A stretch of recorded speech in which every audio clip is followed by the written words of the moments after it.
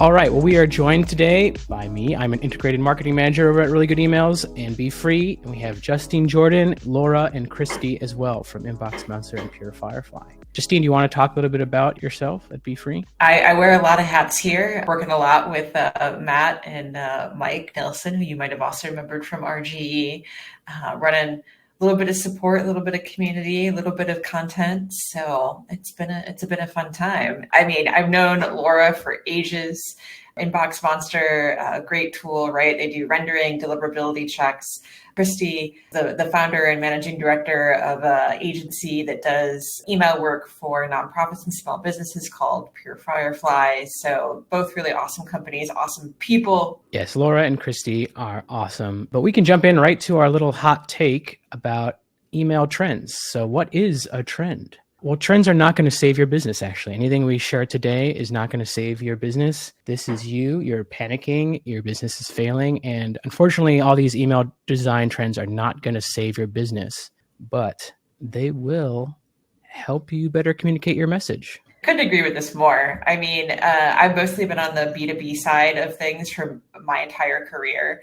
And so every time I look at what all the cool like retail and e-com brands are doing, I'm like, B2B, and look, B2B doesn't have to be boring. You can adopt trends too, but not to say that like you have to know what's right for your audience, your brand, your company. So don't just adopt a trend because it's the cool thing to do. I think we say it a lot at Really Good Emails is just focus on the foundations. Email trends come and go, but at the end of the day, the foundations are what's most important with your email marketing and understanding your audience. So some points here, just what we always say at Really Good Emails, what makes a really good email? Is this email is customer centric and it's solving a problem that someone might have. I think it's really important with email. A lot of the times they're very self-serving to the company. Keep in mind that person at the other end, they're not just a dollar sign, they are people as well. And I think another important point is that the email is clear about what you are making, why, and who it's for. It's really important to hopefully communicate your message clearly and tell people, come to our site, come visit us. I think, Justine, you're a big fan of this one, just using human language and not corporate gobbly. I mean, if we can have synergies that we leverage for the ultimate game-changing, what am I even saying? Like, a sneak peek here. Further in the presentation, we have some examples of some superhuman, not superhuman, but some superbly human looking and sounding emails. Talk like a human. Don't talk like a corporate jargon creator on the internet. Another point is that this email is delightful and surprises. You actually look forward to receiving it in your inbox. And it's not just another annoyance, another filtered spam email. Send emails with a purpose and think about, how can I make this person's day better? Or how can I surprise them in the inbox? And lastly, accessibility is always a big thing on Really Good Emails. We see a lot of all image emails, and many of the examples in this slide deck will maybe be all images, but you want to meet your readers where they are. If it's on a mobile device, if they have a disability and can't access your email temporarily or all the time, like this is way beyond just, including something like alt text. It's making sure your email is available on all devices that they might be reading on. And lastly, just to treat the inbox as a sacred, personal, and safe place. It is a safe place, and you should have some responsibility behind what you're sending to your audience. And I think we can jump in to see the trends. But psych, we actually have to go back in time just a little bit here. We've been looking at trends for a minute here since 2016. And a lot of these trends that we're still seeing are still very relevant today. People still think they're hot, new, and fresh, but we've been tracking them all the way back in 2016, 2017. So just keep that in mind. A lot of businesses are still almost struggling to meet different standards. They still are having a lot of issues with design. So it's always an interesting thing to look back and see some of these trends that may seem, almost, are pretty old at this point, but are still relevant today. So we're actually going to jump into the actual 2024 trends and beyond. So we still see a lot of these sticking around. All right. First off, raw and unfiltered. All right. Hey, everyone. I'm Christy again. I am a huge fan of Raw and Unfiltered. I am an amateur photographer myself. And so I'm always excited to see that this trend continues to gain momentum. It's all about capturing images in their most natural state with minimal to no editing or retouching. And Matt, you can jump in anytime. Awesome. Yes, we're keeping it raw today for sure. Unlike traditional stock photos or marketing images, which are often very produced, very stylized, very polished, raw and unfiltered embrace imperfection, which is why I really like this style, this trend. It shows real people, real environments, and it captures genuine moments. It's often characterized by natural lighting, minimal post-production editing, and authentic expressions and scenarios, which makes it feel very spontaneous and very candid. Why is this trend becoming so popular or still very popular? I think it's largely due to social media. We're very used to seeing what at least appears to be authentic situations. Consumers are demanding more transparency from brands, and we are kind of skeptical of overly polished images or images that we may feel are too photoshopped. We tend to gravitate towards content that feels more relatable to us and relevant to our lives. And raw photography can connect in a human way that AI can't, which makes the messages that much more trustworthy. Another plus of raw and unfiltered is that it can evoke sense of nostalgia. It also can help to strengthen the connection with your audience. And finally, and one of the most important, I think, because I serve a lot of small businesses, we work with a lot of small businesses and nonprofits, it can be very cost effective. So you don't have to pay for the big production, the expensive photographer, all the editing. This style can be very cost effective for those who are trying to get the highest return on investment from their marketing. It can be quicker to produce, quicker to edit if you do any editing at all, and just allows for more agile content creation. I also just love it because it's human. I mean, I already expressed my love for humanity earlier. Like the Patagonia example is such a good one. It's like, who can't relate to like the messy backseat of your car with like the dog and like the indestructible bag? It's just so, I don't know, it just feels like more legit. It doesn't feel like you're being sold to. Yeah. And yeah, I love Steve in the comments saying, don't use the raw photos original file size. Definitely got to get some image optimization software up in there. That's true. I've seen some 5 megabyte images and emails. It's hard. That's where the accessibility thing that Matt mentioned earlier comes in. Exactly. I also love this because, you know, if you're an email creative, a lot of times the big photo shoot's not happening for your channel. So you're just kind of getting seconds from other channels. And this is something that you can do. You can pull it off. Well, my favorite email here is that Peloton example. I love this. It's very like emotion, like bringing a lot of emotion to these images. And that's what's kind of standing out to me is it feels very authentic. And it's a different way to sort of just, just a blank model face. It's kind of like an unsexy version of some of these images. And I'm a really big fan. Yeah, even as an amateur photographer, I mean, you want it to feel very authentic and genuine, but there's nothing wrong with a little production, like making sure that the eyes are looking in the right direction, or maybe the shirt is placed in the right, in the right position, maybe just to make sure your logo is showing. So you don't have to necessarily go all the way into full production, but there's nothing wrong with planning a few photos and then picking the right one that has the best lighting and just represents your brand the best. And yeah, why this is catching on, I think a lot of people had said even in the chat, it feels like an anti-AI, kind of feels a little bit more nostalgic and it's a little bit different and stands out. And there's a question in the chat about the image size. I like to keep under 500 KB for images.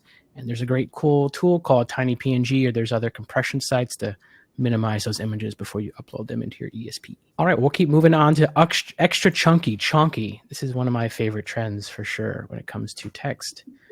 Yeah, it can be so fun. I'm really a fan of this one too. Basically, oversized text that really dominates the visual space. If you're a design geek, this can be super fun to experiment with, to just add a sense of playfulness and grab that attention as soon as the email is open. It basically makes the text a primary visual element. This trend is really popular, one, because of the rise in appreciation for minimalism, and also for the need to create quick, digestible content.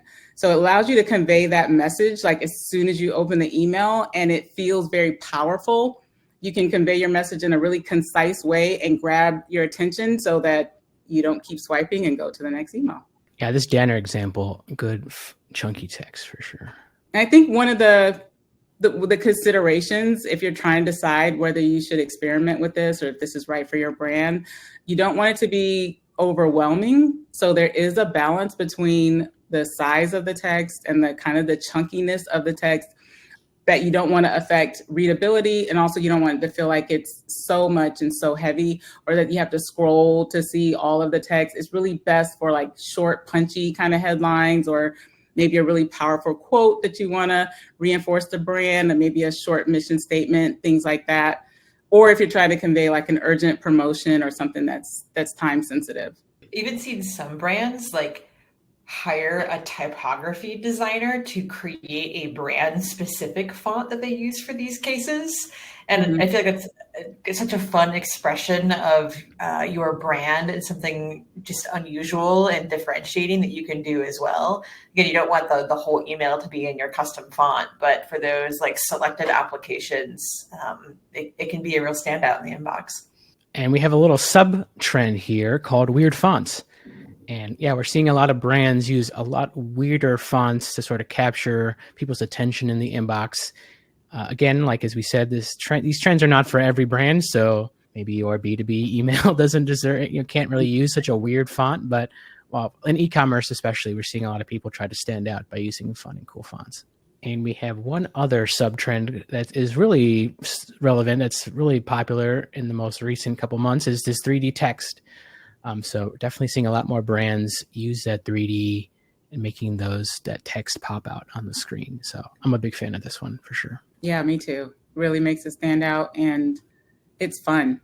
It makes it feels so playful and, again, relatable, not taking themselves too seriously. Not for everyone, not for every brand, but definitely makes a statement. Yeah, and it's Chad saying this is not supported as a font. These are images locked up. So keep that in mind when you're thinking about your accessibility. But some of these do a good job of balancing a little bit more live text with that hero image, being just an image. 100%. I was just going to say, like, you have to think of trends and best practices as a little bit of like a spectrum. Just because we've been instructed, and I've even been a big advocate of, live text in email, it's an important accessibility thing. It's important for lots of reasons, but we can't follow extremes, right? Like, just because something is a best practice, you can always have a balance. I'll always use like luxury brands as an example. If you're trying to sell like really expensive jewelry, you're going to have to show pictures of it. You're going to have to use images. That's a really like impressive purchase. So you always got to say it, like the B2B folks in the room too. It's not saying you can't do it. B2B doesn't have to be boring. You can use exciting fonts. Like Beefree is a B2B brand. Really, we market to a lot of businesses, but because we're more of like a design forward, we can have some fun with our images too. So you got to know like your audience and what's appropriate for you, but don't think of anything as an all or nothing. And why these are catching on? I think they're bold. They stand out in the inbox. They're thick, and they get your message across quickly. And I think that's a good point there. People scan your emails; they don't always read the whole thing. All right, we'll keep moving on to deep and dark. And I think, Laura, this is your little section here. Yes. Yes. So I really love this trend. I think this lands in the hot category for sure. So obviously this trend was kind of, maybe sparked or spurred by dark mode and just the prevalence of dark mode. But I think we've moved way beyond that now. And I just love the spectrum of dark colors that I see brands bringing into the inbox to create this kind of mood instantly within their email. And, I do kind of feel like this is a reaction to so much pretty and pastel and so many pretty emails. And these just have, their own mood going on. So love this dark green example that just makes sense with the subject matter. And I was just about to say, Melissa just like nailed it. So if we go to the next one, God, look how beautiful this slide is. But my cautionary tale is that, I've worked with brands before and tried to pull this off. One in particular that was like a dark chocolate brown. And of course, I tested the heck out of it beforehand. And for the few email clients that had some partial color inversion, the brown turned into like a salmon pink. And it was just like, my eyes. So, you've got to test when you do this. You obviously don't want to accidentally serve the audience that wants dark mode something that's way outside your brand guidelines. But, test away. And I think this trend is a total winner. Yeah, I'm a fan. Definitely see this trend happening. It is cool to see, brands actually building out dark mode styling as well. But this dark theme definitely becomes relevant around Black Friday. We see a lot of brands adopt this darker theme, changes up their style a little bit, makes it feel a little bit unique in the inbox. And as people are saying, the contrast really makes the images pop. Well, and someone also mentioned dark mode compatible colors. Like, Laura, weren't you saying that one time you tried to use one of these like beautiful, rich colors? And what was the dark mode equivalent? It was pink. It was like bright pink. Yeah. I'm like, no, not what I'm going for. So it's hard. And I think it's interesting, like the Jenny's example. I think of Jenny's ice cream as this really bright, colorful brand. But for this particular topic and this like flavor that they're calling out, they're using this really dark, like mapley color. So, I feel like lots of brands can use this, just depending on the topic and the content of your email. Yeah, like as you said, why it's catching on, there's a rise of dark mode preference opt-in, and then again, kind of a reaction to that over pastel use that we've maybe seen in the past. All right, we got color blocking with Justine. Color blocking. And I'm not going to block your attempts to use color blocking, unlike that GIF. So color blocking kind of is what it says on the label. It's these big, bold areas of color, usually that help you differentiate visual hierarchy in emails, or in this case, like help a section stand out. I love that. It's actually, if you do a little bit of Googling on the history of color blocking, apparently this was a big fashion trend in the 1960s. One of the fun things, actually, this is a good one too. It even feels a little bit like retro in that sense, right? And I feel like all these fashion trends are making a comeback, and all those things are sneaking their way into the email world. But I love how it creates this visual hierarchy. It helps separate sections of the email. It just adds a really bold look to your style. And these three initial examples all have, I'll say, very like boxy approaches. But I think we have a sub-trend, yes, or a couple of more examples here. So you can still do color blocking without having to be so rectangular about it. Like I love the Chocolate Lovers one where there's a little bit of texture, but it's still this lovely flood of like brown on the back there. It's kind of almost combining trends. You have like these bold, like darker colors along with the color blocking. There's also some that have like this kind of like a wavy or other like slanted elements that still, whole sub trend going on here, where again, you're just visually blocking up the email. And one of the reasons why this has been so popular is that ESPs make it easy these days. It's also the, again, like color blocking trend coming back. I don't know about you all, but I definitely might have purchased an item or clothing of two over the last several months that has like the big, bold, like complementary color stripes on it. It's just so much fun. Yes, I'm a fan of this one. I think wave has actually kind of been overused a little bit too much. Like every single email has a wave in it. It doesn't, I think there's a time and place to use it, and it does a great job of separating sections, but be careful with your wave. You don't want to give people seasickness. What if we do the wave?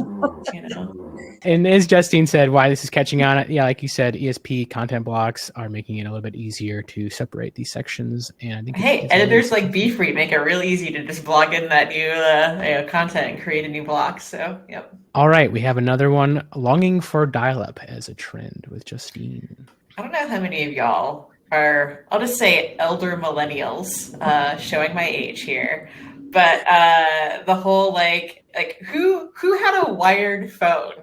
When we were rehearsing for the webinar, Laura and I were talking about like when we were kids, how we would grab like the phone in our parents' kitchen and like sneak around the corner, and you try to stretch that wire out like as long as you could to get some privacy. Probably really dating myself, but it's all making a comeback. Or this one, like what's this? Like call now is a CTA in an email with this like ridiculous gradient. Like that could definitely be word art. Did any of you use word art? I definitely use word art.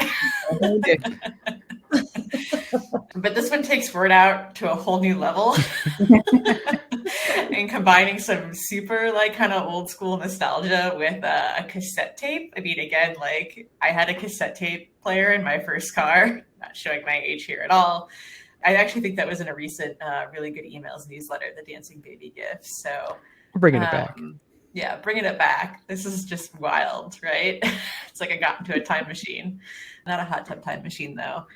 So lots of examples of this, and even some other friends in the email industry, like Action Rockets newsletter, the folks over at Cinch and their email camp, really having some fun with the Transformers throwback, old school all the way.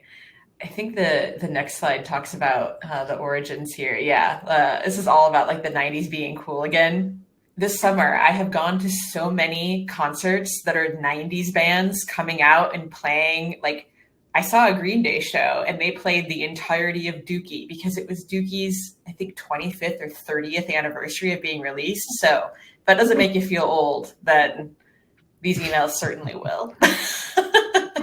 Yeah, it's a fun trend, that nostalgia, very like disposable camera. I see it, coming from the web a little bit more into email, and it's cool to see. But again, like, this is not for every brand. Like, you really have to know your audience and know your style, and then trying some of this stuff and seeing if it works. This trend is perfect for target audiences, weak knees. I love it. We're just talking about this with our brand as a company, and like basically saying, okay, maybe our Monsty, our little monster friend, would use some of these like nostalgic 90s moves, but probably not our main brand. So it's like, find a way to work it in, but don't do anything that feels wrong to your brand. Or like, there's things that we can learn about email from all the concerts I've been to this summer. It's like, they clearly knew their audience. They clearly knew that we were willing to come pay to see them again. And I was joking that like, for that night, I felt like I was 18 again. The next morning, maybe not so much, but like, I was totally willing to relive 18 for like an evening. So it's, if you've got that demographic, then take advantage of it. And like you said, 90s are cool again. So that's, I think, why this trend is coming back around. All right, we have another newer one, ticker gifs, which is definitely a very fun trend to watch out for. It is a fun trend. So ticker gift, the repeating text usually at the top of the email, really grabs attention, makes the email feel lively and energetic with the movement. Similar to chunky text, it captured your attention right away. It's like a visual hook, and immediately kind of engages the reader with the motion and the excitement. It can add playfulness similarly to the chunky text, and it's eye-catching. I'm on the fence with ticker text because I'm a person who is affected by movement in emails. So sometimes if it's a little too fast, or if it just feels like it's too much, I will look away. But I know there are other subscribers or audience that love it and really get into it. So I'm kind of on the fence with, I say be very thoughtful about the use of it. Make sure you have enough contrast. If you're using it to highlight a key message, it can be great, or a sense of urgency for like a promotion or limited time offer. Be aware that it can overwhelm some subscribers and it may be distracting.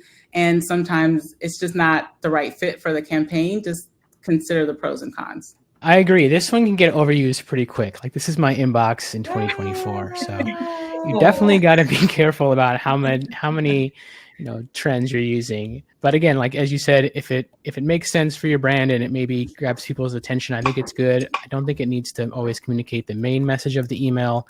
But as people are saying, there's new tools out there to make gifts a little bit easier, and add that to the top of your email if you think it's going to work well with your brand.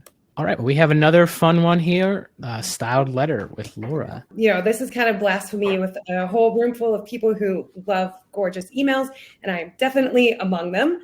But I definitely noticed this trend to, even though if you're a direct to consumer brand, or you're a big B2C brand and you may have great imagery, actually leading with text and leading with a human voice instead of product shot, product shot, product shot. So I'm seeing this a lot. And of course, you can do things like style your text and make it scannable, highlighting certain things, bulleting things out so it's still easy to read, because people don't like to read.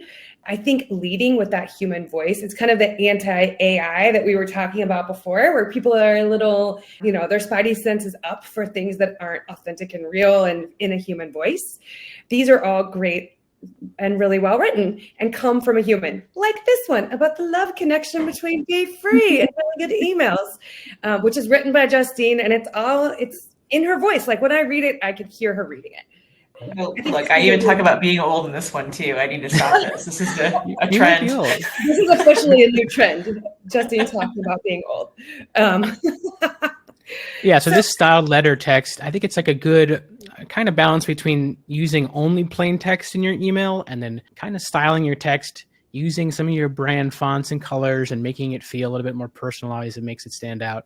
So to me, I like this one because it's relatively low effort. You don't always need a designer to do something like this, but if you have a good plain, text type template, you can create this styled letter, make things stand out, use bullet points. Yeah, it's a good balance between just plain text and maybe an evolution that is more like the style text type email. Yeah, and I love how you guys added a GIF here. Even though it is a styled letter, it does have like a little moment of fun that keeps you going as you're reading it. So this is another great example of just styled text that's in a really great human voice, where they very easily could have shown like giant product shot, like screen. But wanted to shout out Parcel here because they kind of are the masters of this. And of course, they create really cool emails all the time. Here's an example of one where they probably put a lot of time and resources into creating this kind of interactive game for Parcel Unpacked. But then if you flip to the next slide, there's other emails with great information that they send that are just from a human. They're just straight up emails. And I happen to know that Naomi has tested, maybe not this particular one, but designed emails versus undesigned emails, and the undesigned one, which is difficult to swallow if you're someone who like pores over every detail of creating beautiful emails. But sometimes in some situations, just getting the information out there and showing your humanity behind what you're doing works better. Sometimes. Yeah, I like to think of email almost like as a tool belt. You can use a plain text email, you can use a well-designed email. It doesn't have to be one or the other. You just, for the problem that you're trying to solve, you can use these different types of sends and include different types of content to make your email sort of stand out and get the job to be done. And for the B2B folks in the room too, this is a really great example of how you can have a ton of fun and have like the first Parcel example had like a little bit of nostalgia, a little bit of chalky font, like a little bit of like a whole bunch of these trends. And then it's followed up by a simple like plain text like email. So you have the best of both worlds. Yeah, I was going to say the same for B2B is there. You have options. So you may not be able to use the chunky text or maybe not so much animation, but you have so many different options that maybe you can tiptoe into design. If you're not ready, if your audience isn't ready for the full blown 3D chunky text, you can use a little bit of the styled letter format, maybe just one small animation. I mean, you can kind of play with it and experiment and see how your audience responds to it. And yeah, and why we think it's catching on again and using that human language, and it is that little lower entry barrier of entry to email design. You don't always have to have a full team. You can try to just do something on your own. All right, we got my section with some fun development stuff. So we got some hover effects. We are seeing brands do some really cool, fun hover effects in email. This DoorDash example stood out to me. Having, hover effects over on the stars, on this rating in a receipt. It's a really cool little touch that I think on desktop where it's supported will kind of make people hopefully engage with that section a little bit more. But Hers, we are a big fan of Hims and Hers, the brand. They have some great email developers. We've done interviews with them, but they add a really good, effective, hover effect on CTAs. To me, I think all buttons should have some type of hover effect. Again, maybe it's not supported on all the apps or on mobile or anything, but to me, it's a good indicator that something is clickable with an opacity or changing the style. I think it's a good way to tell people that something's clickable. And I saw this really cool one from MacPaul, and I was like, okay, how do they do this one? Because it's just an interactive email, but it's actually all done with hover effects, which really stood out to me. So this one, breaking it down a little bit more, you see these, it's kind of broken up into 3 different sections here, this desktop. And when you hover over each of the different sections, the images swap out. A little bit in the weeds when it comes to code, but very cool to see that happen, and an unexpected little piece in the inbox that I was surprised. Why I think it's catching on? It's interactive. I think it catches your eye when you're scrolling, especially on like a desktop environment where it's supported. Some of these, especially hover effects, I think are little things you can add at the end of the email that may not change the whole design, but I think they just show that you are spending the time and attention on your email designs and your marketing. I love the example you showed. I mean, it works perfectly well as a static image for a fallback, no problem. You know, it still gets the point across, but it's just like an enhancement, an element of fun that's added when you need it. So I think that's brilliant.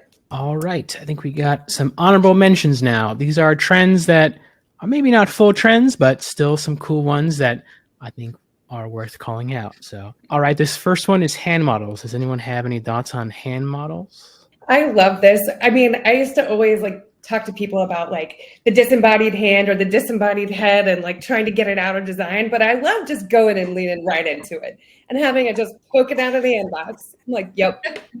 Definitely. You took the words right out of my mouth. It feels like so like stock, but I love when you can take something that we used to like side eye and like kind of embrace it and have fun with it and like re-own it. But I think the key here is to not have like one of the creepy like stock photo hand situations, and it's do your own photography here. Like I like the one, is it the buoy where they're like kind of holding the container from the top? Yeah, I was like, who are these people behind these hands? We'll never know. But I feel like this trend is moisturize a lot.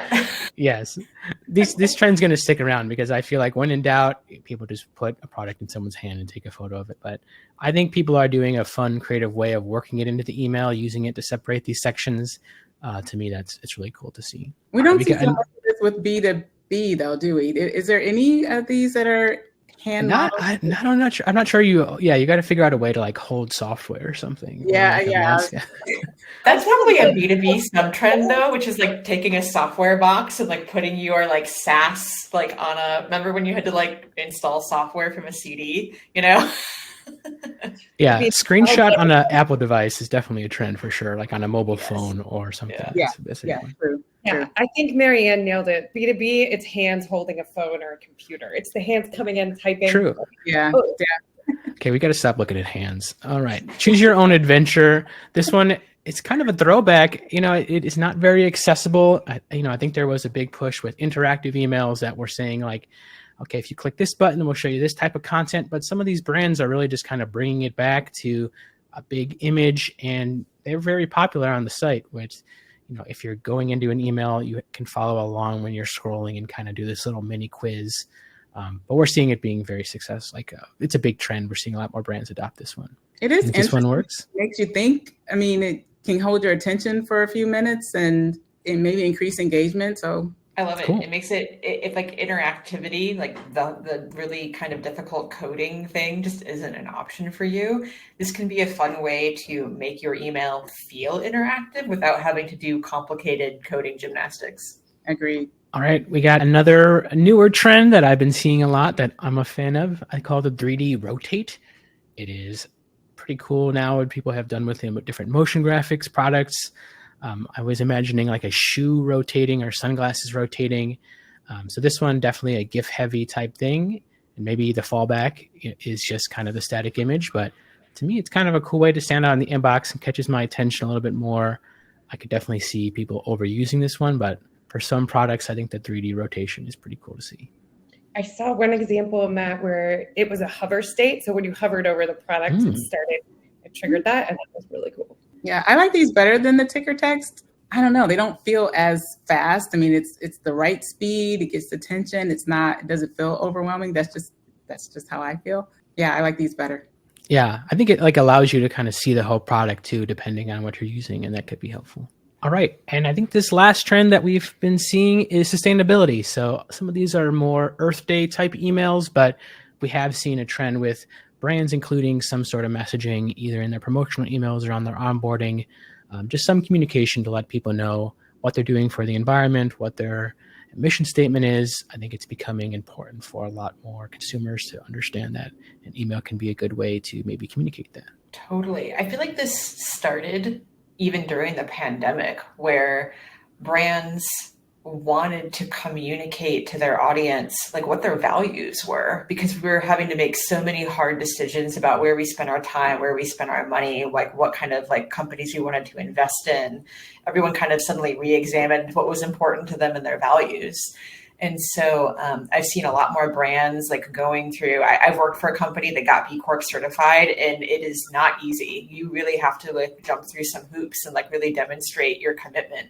So I love when brands not only say that they're just sustainable or eco-friendly or whatever, but they're really like putting in the effort and getting the B Corp certification and standing for their values and showing them. So it's a cool trend. And putting it in the hero, not like a little sign off in the footer, you know? I love that. Totally. I think that about wraps up the trends for 2024. I'm sure we missed some, and you'll let us know if we missed any. But these are the ones that we're seeing on Really Good Emails. Yeah, I think they're all pretty interesting to try out. All might not be totally a hot one that you want to use for your brand, but at least you're informed about what other brands are doing in the space, and maybe one of them will work for you. And again, this is not an endorsement. It might not be for your brand, but it's still cool to see.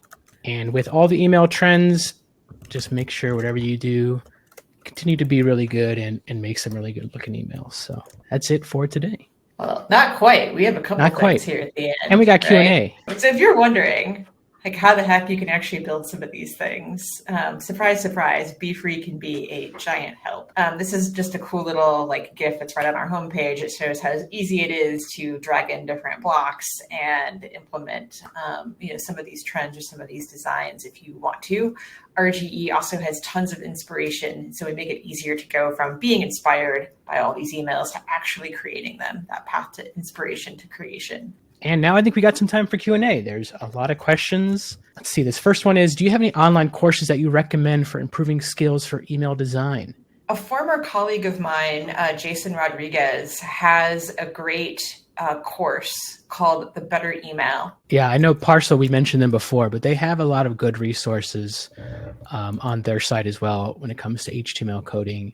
I'm definitely a fan of all the stuff they put together. There's actually a new course that they came out with. All right, next one is having copy or the CTA above the fold still relevant? I mean, I'll give you my opinion. I mean, having tested it a lot, I think that if the content is really good in your email, people are going to scroll and they're going to click on your CTA no matter where it is. Now, obviously, that depends on a lot of things and having great content. But I think even in some cases, I've seen that people are more informed when they get to the CTA. So that actually increases their, how qualified they are with whatever you're trying to get them to do. So that's my 2 cents. It really hinges on whether the content is relevant to the audience. We have seen a lot of emails where the content is not relevant. And so it really doesn't matter where you put the call to action. But if the content is what people want to read and they want to learn more about and they're ready to do it and they're ready to act, they will scroll to get to the buy now or RSVP or save my spot, whatever it is. Yeah, I think my opinion is, I think it helps if it's above the fold, but at the end of the day, I think it's about limiting the amount of CTAs that you're including in the email and what you're asking people. I think trying to be concise about what next step you want them to take and having that be a clear CTA is maybe more important than just the placement all the time. If anything, I think a bottom CTA is almost more relevant. So when they get to the bottom of a scroll, they have a sort of that catch-all CTA that they're feeling comfortable to click on. All right, next question we got, how do you do a hover effect in Beefree? I think we actually thought this one was going to be coming, Justine, so I'll let you speak to that one. Yeah. So Beefree is a drag and drop WYSIWYG editor. Almost everything is no code, which is awesome until you want code. So we have an HTML block that you can drag into your email. You would need to create that code on your own and then use the HTML block in Beefree to drop that code inside of your email. So definitely possible. All right. I knew this one was going to be around too because we love nonprofits and we love to talk about them. Can you provide some examples or tips for nonprofits when it comes to creativity? I like the color blocking is one way to, I say, tiptoe into design, adding more design. You don't have to use color blocking with the rounded corners. Maybe you start with the rectangular ones, which are a little safer. And maybe you use gray, shades of gray and white to start, or maybe blue would be a nice way to start, just to kind of experiment. But I think that's one of the safer, and it depends on what the content is too. I mean, if you're having a conference for a nonprofit, then I think maybe you can push the boundaries a little bit more. Maybe you do have larger chunky text because it's a conference and you're trying to establish that human connection because you want people to attend. So I think it depends on the content and then some of these other trends, how they match up with what you're trying to convey. If you look on really good emails under our nonprofit category, there are really good examples of brands like Charity Water still, using a lot of these sort of trends or branded styles to make their email stand out in the inbox. So I definitely think there is some inspiration you can take from some of these and hopefully maybe try them out. And the raw unfiltered text is, raw unfiltered photography. That authenticity goes a long way with nonprofits to be able to convey that, again, authentic, genuine, real moments, real people. I think establishing that kind of trust between the subscribers and the organization, that the raw photography is a great way to do that. I love Kiva.org. They are a nonprofit, like micro lending company, and they use photography in such a beautiful way of just showing the impact. And it is that raw photography. Speaking of raw photography, we do have a question about how do you use B2B with raw and unfiltered? I've seen some really cool like software commercials about how your product is solving that person's problem. So maybe it's a video, a short clip or something. Maybe it's something that lives more on social or that you can use in other channels. But I think it's like someone is late to their meeting and your software service is helping them or something. I think there's maybe a fun way to incorporate some more raw and unfiltered type trend while still keeping it, B2B relevant. Totally. And I also think that some B2B brands, not all, think that they need to sound like corporate. And I would say that with rare exceptions, it's probably not the case. Like, even though you're selling to businesses, you're selling to humans inside of those businesses, and they want to connect with other people. Again, I've done most of my career working in B2B and done a lot of testing around this too, where we'll put like images with staff, humans, in our email versus images just of like screenshots of product or something. And the humans almost always do better. So you can take that, like video with B2B has also become kind of trendy, at least like on social media and LinkedIn, like founders or employees kind of getting on and showing their humanity. So I think you can have some fun with like the human trend, especially, or the raw and unfiltered, by introducing humans in their kind of raw and unfiltered state without being super scripted or maybe making mistakes is one interpretation of raw and unfiltered. All right, keeping in the B2B SaaS landscape, do you have any subject line tips? I know we didn't really talk about subject lines that much, but looks like this person's question, if there's any trendy buzzword types versus maybe more value props. My opinion, I feel like a lot of the emails that we've seen, subject lines are becoming either like really short or really long or something. So maybe that's we don't really analyze as much with really good emails and subject lines, which hopefully maybe something we can do in the future. But at least for me, like either keeping it short and trying to create some mystery or anticipation around that, or also just being really clear in your subject line so that someone's like not surprised when they opened. I think that's kind of the biggest thing for me is if I open an email message and it's totally not what I expected, sometimes that kind of can rub you the wrong way and maybe I'll unsubscribe.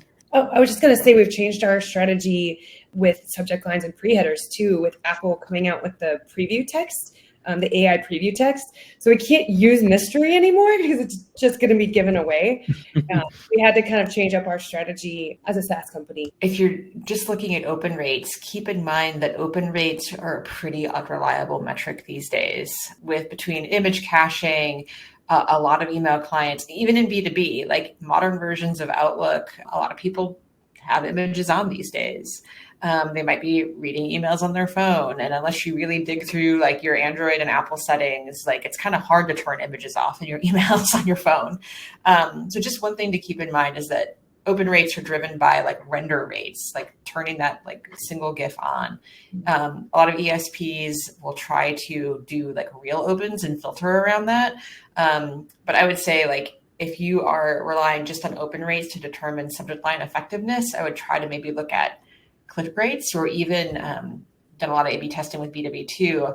If you tease something like kind of further down in the email in the subject line, you can sometimes correlate whether or not the subject line is having an effect on people like clicking through to that specific part of the email, which is kind of fun. Yeah, lots of testing there, but just beware of the open rate, I guess, is your success metric. We always also caution on, I always lean towards short, like shorter is better as long as it's concise and to the point. For me, sometimes frustrating when I have an email come through and the subject line is so long that on my phone I can't read the whole subject line because it truncates, and that could affect your open rates. So I always lean more towards shorter is better and concise and get to the point. Again, you want to establish that trust, like Matt said, so you don't want to say you're going to win $10,000 and then you open the email and you're not going to win $10,000. Like it's something totally different. So you don't want to trick people into opening, but I think shorter is better. Here's a really good one, I think maybe for you, Christy, around desktop or mobile. Is there maybe one that you're designing first more often? Are you seeing that split now where people are leading? Some industries are going more mobile first versus 50-50 desktop mobile. Like how do you start off with your clients' designs usually? We usually start with desktop, honestly, but for our clients, it's typically, our audiences, it's usually typically 50-50, 40-60 sometimes.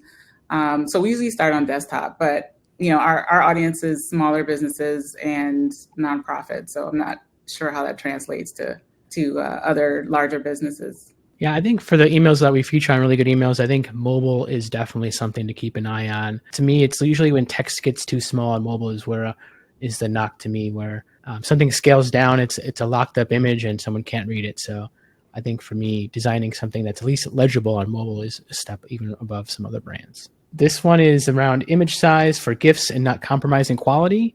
So I'm not the expert, but I have used Easy GIF is a cool tool to use that I like to use. And you can limit the amount of frame rates within a GIF that may sometimes help with compression. And again, I'm trying to usually hit under at least 1 megabyte on those GIFs. A lot of times we even see images that only have like 3 different frames. So you can do something with 1 or 2 or even 1 to 5 frames and still keep that size down. Here's another good one for maybe Laura. Do you have any tips around dark mode? Is there any guides around dark mode?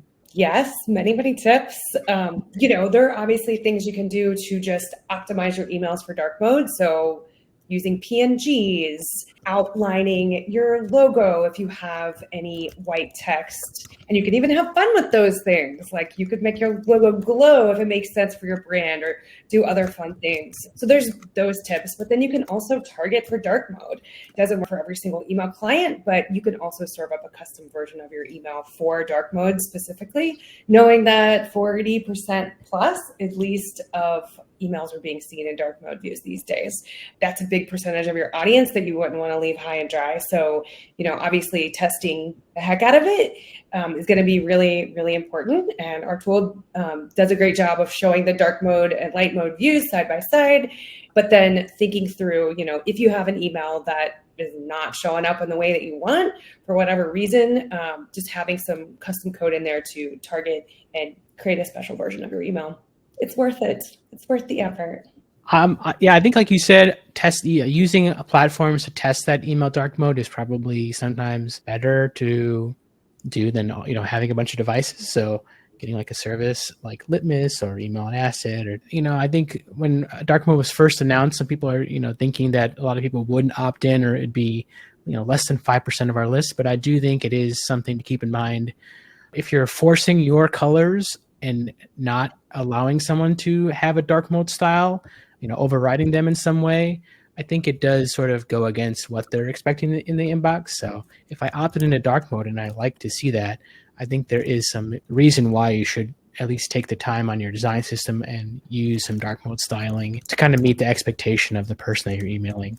Like to me, when I get an email that looks cool in dark mode, I'm like, wow, they actually spent the time to do it. So it stands out to me, but again, it does take some time and effort, and it might not be the priority for your brand specifically. Well, and I love that you said in your design system, because if you could optimize for it up front and not every single time you're creating something, then you save your sanity too. All right, I think we got 2 more questions here that I was reading and I'd like to hit on. Do you feel like any of the trends that we saw today will impact email deliverability? deliverability is so complex, and there's so much that goes into it for your audience. Having the most engaging emails and sending them to the right people is the number one way to positively impact your deliverability. So in some ways, it's good news, right? Like if you're using some of these ideas to create super engaging emails and really putting some love into the channel, then that's like the number one thing you can do for deliverability.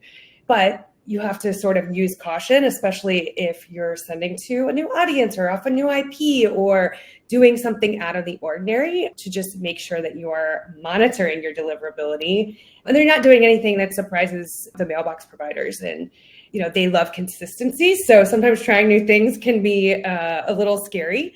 So keeping tabs on that is super important. I think that there's some enduring myths about spam filtering and deliverability that just don't seem to die in the email industry that we've probably been hearing for our lifetimes at this point. Some of those are that any image in an email when we can go to the spam filter, that there's certain word you can't put free in a subject line, right? So would you agree that most deliverability problems these days are either infrastructure or permission related, meaning that there's usually a data problem. You're sending to people that didn't opt in. If you're in B2B, your sales team is sending cold emails from your main domain and people are marking those as spam. It's affecting your marketing emails. There's something else going on there. It's typically not a trigger word or too many images. Oh, absolutely. Absolutely. I mean, the mailbox providers have become so much more sophisticated on their end. Are they scanning imagery to make sure there isn't like nefarious content in the imagery? Oh, absolutely. But that shouldn't stop you if you're a great sender. So yeah, I mean, I agree with you that most of the problems are either something with the way your data, your infrastructure is set up, or, you're sending to either not an opted-in audience or not an engaged audience. Like that's the thing that you can concentrate on. Thank you for validating my suspicion from the expert. Yes. I appreciate it. Fun, right? Maybe the next webinar will be a myth busting webinar where we get on and just shoot down all of the persistent myths that just will not go away. So email is slow to evolve, but it does evolve. All right. Our last question here. It did get answered in the chat. How important is it to know HTML to be an email marketer? How do you feel about that? Oh, that is such a great question. I would say 15 years ago, before WYSIWYG tools and drag and drop editors got a lot better, it would have been really critical.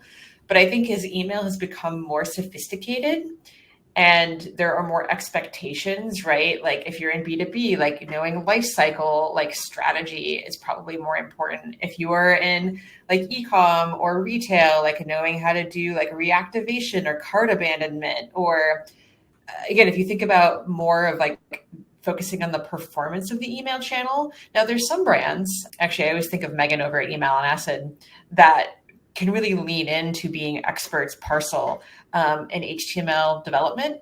Otherwise, I think that if you know enough to troubleshoot a certain thing, where I can go in and I can just change a link, or I can update some text, or I can make a quick fix.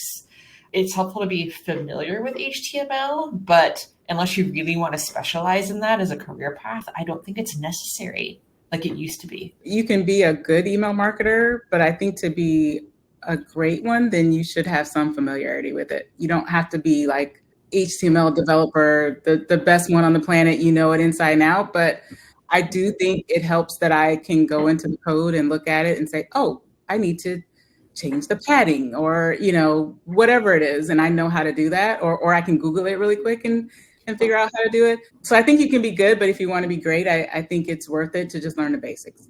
Totally. So that way, if you open an HTML file, at least you can kind of sort of know what you're looking at. Yeah, I think I know enough to be dangerous is what I have to say. But know enough to be dangerous. It's a great piece of advice. But on really good emails, there is code behind every single email that we feature, and why I actually started doing that on really good emails is because why we started doing that. It's fun to see how things are made, and I think you see an image of a screenshot, and to me, that's not always a good representation of what that email is, like with dynamic content, with interactivity. Like there's a lot of things that are happening in that email that you might not see just from that screenshot. So diving into the code, learning how the sausage is made a little bit, understanding, what is possible with an email, I think is a great way to work with other team members. So when you go to a developer, you go to a designer, and you have an idea, what's possible on that platform, and what's supported. So you don't have to know every single CSS selector known to man, but knowing what's important in the email space and how to make yourself stand out is relevant to me. I'm just having too much fun. I don't want to say goodbye to y'all. And so Emily in the chat was talking about how email, doing it alone is very lonely. And I cannot relate to that sentiment more because when I first started off in my career, I was the only person doing email design. It's before like the internet became this wonderful place where you can meet strangers that you like online. Now that's why we have events like Unspam, so that you don't have to feel alone anymore. That's why we have Single Slice. So that's why we have webinars like this. So we hope that we can make you feel a little less lonely, and you are never alone. You have so many friends. By the way, if you all are not in Email Geek Slack, I would definitely recommend checking that out as well. Like for example, the question about how do I get better at email design, or how do I get better at HTML? Like questions like that and resources like that are all over the place in there. So, and if you identify as a woman, I would also check out Women of Email. It's a Facebook group. So those are both two amazing places where you can feel less lonely. And of course, Unspam. That's in person though. So come join us. We'll have 2025 dates soon. So. Yeah, we're not that scary. We're pretty accessible. Like reach out if you have a question. We're totally nerds about email, and we love talking about email. So definitely hit us up. Well, thank you all again for joining in the chat, and thank you for our amazing panelists here. I had a really great time walking through these trends. Justine, Christy, and Laura, awesome. Do you have any plugs here at the end? Just any other shout outs you want to give? Just Inbox Monster has a great tool for creative rendering. So testing your emails all the time and seeing how they're showing up in all the modern inboxes. So in addition to deliverability, we also have some really great creative tools. That's my shameless plug. I'll just say, if you have a small business or nonprofit, we are a full service email marketing agency, and we'd love to support you. Thank you so much for joining us. This was so much fun. Cool. All right. Have a great rest of your week. Thanks again. Thank you. Bye.